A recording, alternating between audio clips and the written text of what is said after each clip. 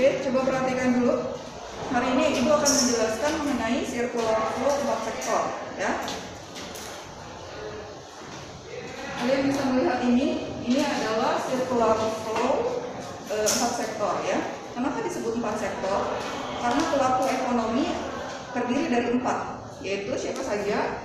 Ibu tandain yang ada di kotak-kotak, ya. RTK, RTP, pemerintah, dan luar negeri. Jadi kenapa disebut 4? Karena melibatkan 4 sektor. 1, 2, 3, 4. Seperti ini. Siapa itu RTK? RTK adalah rumah tangga konsumen, yaitu yang kalian, ibu rumah tangga dan lain sebagainya. Keluarga, konsumen. Kemudian adalah RTP. RTP itu siapa? Rumah tangga produsen, yaitu produsen. Kemudian pemerintah dan luar negeri atau masyarakat luar negeri. Lalu bagaimana keterkaitannya? Sekarang Ibu sebelum ke 4 sektor, kita ke 2 sektor dulu. Yang dimaksud kalian bisa lihat, ya. 2 sektor itu ada di halaman 83. Kalian bisa lihat 2 sektor ada di halaman 83. Siapa yang 2 sektor? Yaitu RTK dan RTP. Bagaimana keterkaitan RTK dan RTP? Yaitu RTP siapa yang memiliki faktor produksi? Faktor produksi itu adalah SDA, SDM, modal, dan skill. Yang punya faktor produksi adalah RTK. Ibu misalkan bekerja di sebuah perusahaan, Ibu bekerja di sekolah, maka Ibu termasuk ke dalam RTK. Karena Ibu mempunyai tenaga, yaitu SDM dan skill. Ibu menjual tenaga Ibu di sebuah perusahaan, maka alurnya di sini dulu, ya.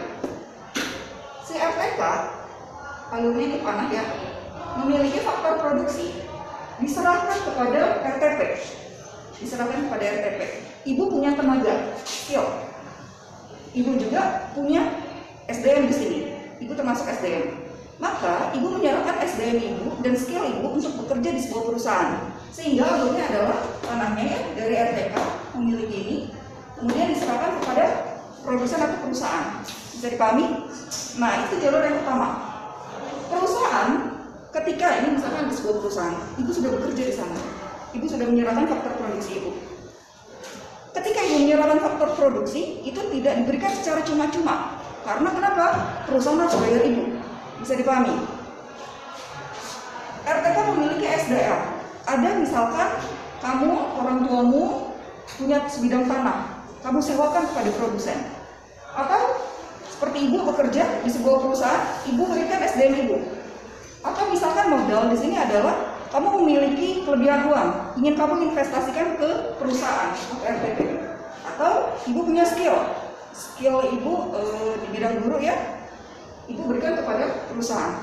Perusahaan tidak cuma begitu saja menerima faktor produksi dari RTP. Perusahaan ini harus membayar, sehingga alurnya adalah RTP, tanda tangannya di sini. Produsen setelah menerima faktor produksi dari RTK memberikan balas jasa atas faktor produksi. Terbalik, ya, semua saling keterkaitan. Ibu memberikan, RTP juga harus memberikan ke Ibu. Apa yang diberikan? Yaitu balas jasa atas faktor produksi.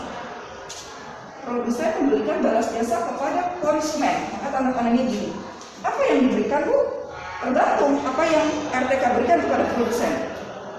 Kalau dia misalkan upah, Ibu diberikan upah atas SDM yang Ibu berikan, atau skill yang Ibu berikan, gaji, sewa. Kalau misalkan Ibu punya tanah, nggak Ibu gunakan, Ibu sewakan kepada perusahaan biar digunakan sama perusahaan, maka perusahaan juga harus bayar sewa tanah Ibu. Bisa dipahami? Ya. Kemudian keuntungan.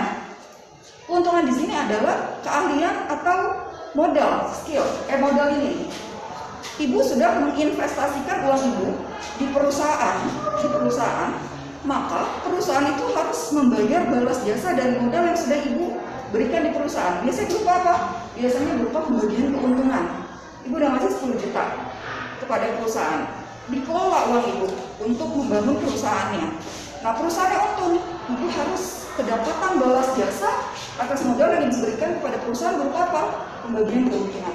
Bisa dipahami? Bisa. Sehingga hubungan antara RTK dan RTP itu saling keterkaitan, sama-sama memberi menerima. Bisa dipahami, ya? Oke.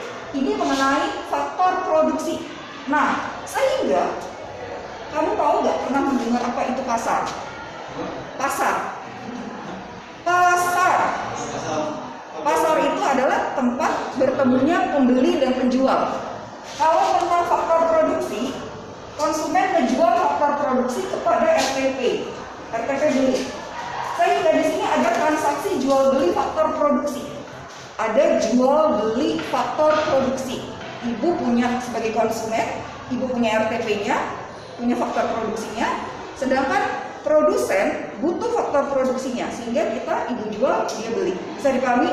Sehingga jual beli faktor produksi ini disebut pasar input atau pasar faktor produksi. Karena definisi pasar adalah tempat bertemunya penjual dan pembeli. Apa yang dijual belikan ya faktor produksi. Nah, di sini juga ketika si RTP sudah menggunakan faktor produksi dari RTK, dari konsumen, maka produsen itu memproduksi barang yang dia produksi.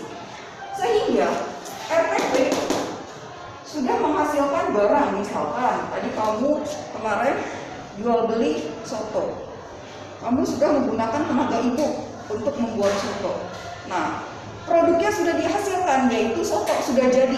Dia sudah menggunakan, produsen itu sudah menggunakan faktor produksi yang sudah dipakai dari konsumen, sehingga dia mampu menghasilkan barang. Ketika produsen mampu menghasilkan barang, tentu barangnya nggak dia keep aja ya, tapi harus dia jual, ya nggak? Produsen menghasilkan barang, tapi harus dia jual, sehingga alurnya produsen memberikan memberikan barang dan jasa hasil produksi kepada konsumen. Bisa dipahami? Produsen sudah menggunakan faktor produksi untuk menghasilkan barang produksi. Barang produksinya sudah jadi, maka dia berikan barang dan jasa hasil produksi kepada konsumen. Produsen kasih barang tersebut tidak cuma-cuma, sama seperti faktor produksi, harus dibayar, ya nggak? Produsen ngasih barang kepada konsumen, masa nggak dibayar? Nah, sehingga alurnya setelah produsen kasih barang dan jasa hasil produksi, konsumen ini wajib membayar penjualan hasil produk, atau bahasanya bisa membayar hasil produk yang udah dinikmati konsumen, maka konsumen harus membayar hasil produk untuk dikonsumsinya kepada produsen. Bisa dipahami? Sehingga di sini ada transaksi jual beli. Apa yang dijual belikan? Yaitu barang dan jasa hasil produksi. Bisa dipahami ya? Sehingga jual beli hasil produksi ini namanya pasar output atau pasar barang jasa. Itu dua sektor, baru dua sektor. Karena melibatkan RTK dan RTP, hanya konsumen dan produsen saja yang terlibat. Sehingga RTK-nya menjual faktor produksi, sedangkan RTP-nya menjual barang dan jasa. Sampai di sini ada yang mau ditanyakan? Bisa? Jadi ada dua transaksi. Di sini jual beli faktor produksi, maka disebut pasar input. Di sini jual beli barang hasil produksi, maka disebut pasar output. Itu pemerintah? Belum, kan baru dua sektor. Nah, itu penjelasan circular flow dua sektor. Sekarang kalau yang tiga sektor, yaitu tadi baru dua. Sekarang kalau tiga sektor ini melibatkan tambah satu, yaitu pemerintah ikut andil di dalam keterkaitan antara RTK dan RTP. Ada keterkaitan hubungan antara RTK, RTP, pemerintah. Nah, sekarang dijelaskan yang tiga sektornya. Tadi yang RTK dan RTP sudah dijelaskan nih keterkaitannya. Sekarang kalau ada pemerintah, apa ikut andilnya di dalam kegiatan ekonomi ini? Biasanya pemerintah itu memungut pajak kepada warga masyarakatnya. konsumen tanda panahnya ke sini bayar pajak individu kepada pemerintah. Pajak individunya seperti apa, Bu? Ya PPH, PBB, PPN, ya banyak pajak sekali ya. Kamu misalkan pajak kendaraan bermotor, kamu yang punya motor ya nggak? Bayar nggak tiap tahun? Dan ada banyak sekali pajak-pajak lainnya. Ibu yang sudah bekerja bayar PPH, ibu punya rumah bayar PBB, kamu juga ntar kalau punya rumah bayar PBB. Kamu kalau makan di restoran, kamu harus bayar PPN, pajak pertambahan nilai. Kamu kalau belanja makan di McD, Pizza Hut, kemudian rumah-rumah makan ya, itu biasanya di bawahnya total belanja kamu nih misalkan 1 juta. PPN-nya 10%, sehingga misalkan yang harus kamu bayar 10% dari 1 juta 100.000. Sehingga yang harus kamu bayarkan pembelian kamu dan tambah pajaknya atau PPN, ya bisa dipahami? Sama seperti produsen itu juga harus dikenakan pajak oleh pemerintah. Namanya adalah pajak perusahaan. Nanti kita akan menghitung, ada sesi tersendiri mengenai pajak, ya. Jadi melibatkan pemerintah yaitu dalam hal bisa regulasi, kebijakan dan lain sebagainya, dan khususnya mengenai pajak. Bisa dipahami 3 sektor? Oke, kalau ada yang bertanya langsung ya. Yang terakhir adalah 4 sektor. Apa itu yang keempatnya, Bu? Melibatkan masyarakat luar negeri. Ini udah perekonomian terbuka ya. Kalau kita perekonomiannya tanpa melibatkan luar negeri, maka kita disebut perekonomian tertutup. Karena tanpa melibatkan masyarakat luar negeri. Tapi kalau kita transaksi kegiatan perekonomiannya sudah melibatkan masyarakat luar negeri, maka kita disebut perekonomian terbuka. Lalu apa hubungannya dalam perekonomian?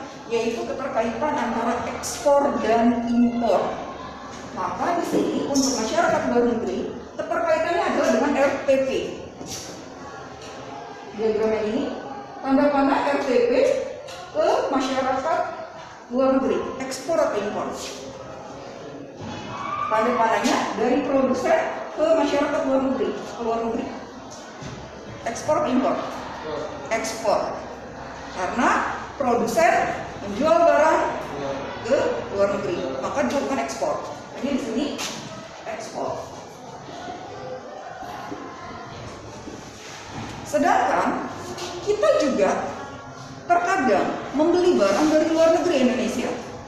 Maka alurnya dari masyarakat luar negeri ke RTP. Ini kita sebut sebagai kegiatan impor. Selesai penjelasan mengenai circular flow 2 sektor, 3 sektor, 4 sektor. Yang ada di buku kalian, pertama sedikit-sedikit dulu tuh dia, 2 sektor dulu. Alurnya sama. Berikutnya 3 sektor. Maka ibu di sini bikinnya langsung saja 4 sektor. Penjelasannya tadi sudah per sektor. Gimana? Sampai di sini ada yang perlu jelas? Paham ya? Oke.